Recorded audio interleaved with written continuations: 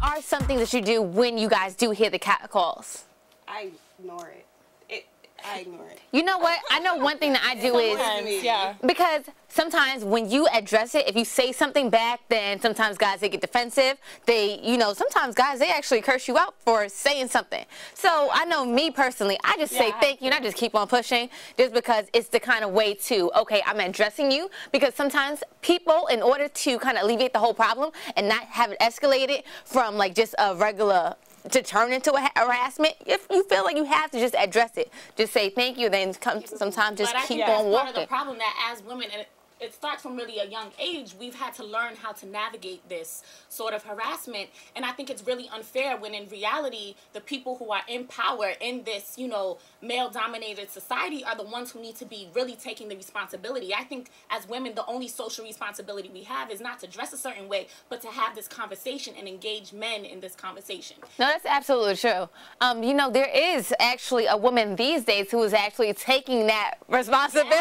The New York-based artist Tatiana Fazlalizadeh actually started this whole art project that's out on the streets called Stop Telling Women to Smile. And what she does is she interviews women about their stories with street harassment, takes their photograph and draws a portrait, and then wheat pastes their pictures on the street with a small quote that represents their story. And I think it's really awesome to bring awareness, because not only is, you know, her art so accessible, but she also puts these stories back into communities that are suffering with this problem. I think it's a great idea. I like it, because I think it, even if you're walking down the street and you're a guy who sees it or a girl who sees it, it may not stop it completely. It may not distinguish it altogether, but at least someone's taking a notice. Initiative. Somebody's saying, we know this happens, it does exist. Very true, but at the same time, I mean, I think it's a great concept, you know, the whole sense of awareness, but for guys, it's just like, this is a picture, but how is that really going to stop a guy at the end of the day from still calling you? If a guy wants to call you at the end of the day,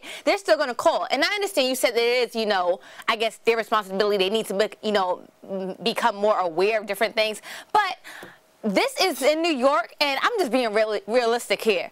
We're in New York, and the things that we go through here, other cities, other people in different cities, they're not going through that same thing. That whole catcalling, that really doesn't happen as much in. I don't think that it happens. And Tatiana Fazlalizadeh has actually taken her project to other cities because she wants to represent that this happens everywhere. I lived in a town of 900, then moved to a town of 30,000. Now I live here. I got it everywhere. But being that we're in New York, I think our experience is a little bit unique, because we live in a city where, you know, you take a lot of public transportation. You know, you can have so many interactions with different people from point A to point B, because you don't get in your car and just drive by your lonesome. Your whole life is based around interacting with other New Yorkers.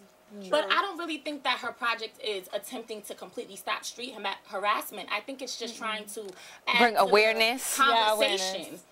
And, you know, street art is so accessible. It's right there in your face, whether you want to see it or not, which is the beauty of her project. Do you guys think it's going to be effective? You know what? I mean, because we're talking about it right now. Right? Yes, but at the same time, I do feel like with this whole, okay, you talked about it earlier. You said, you know, women do have a sense of responsibility.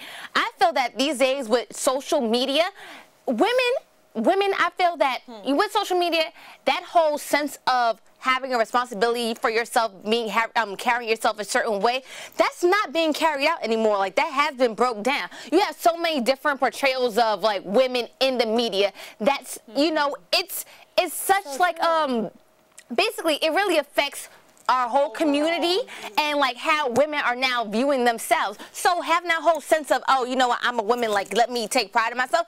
You have people like Nicki Minaj these days who are outside wearing nipple pasties. So having that whole same, so having that whole same sense of, you know, women with that whole social responsibility, you know, we need more awareness in women. Women do need to take more accountability, because when you got women outside wearing pasties, you can't get mad when a guy is catcalling you. Well,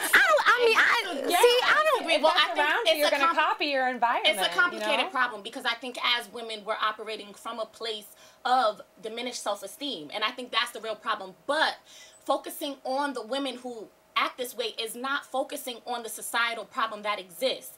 This problem exists because of bigger social But I'm problems talking about the that are in influence that place. those women do have. Saying that Kim Kardashian, saying that Nicki Minaj does not hold a heavy influence on our young women, I'm not saying that, but what I'm saying is the conversation can't only be focused on the women, because we're fed a damaged self-image. That's the problem. And I think it's especially problematic for black women with all of these butt implants and the idea that we're not living up to our own standards of beauty is a problem. It's like our exoticized body is being fed back to us. It's telling you you're not accepting okay. it. So I think really we need to be examining the bigger problem and not focusing on the women. I mean, victim blaming is, and it is victim blaming at the end of the day. If you want to call the woman a victim or not, it's victim blaming. And what that does is allows the people who are powerful to stay in power.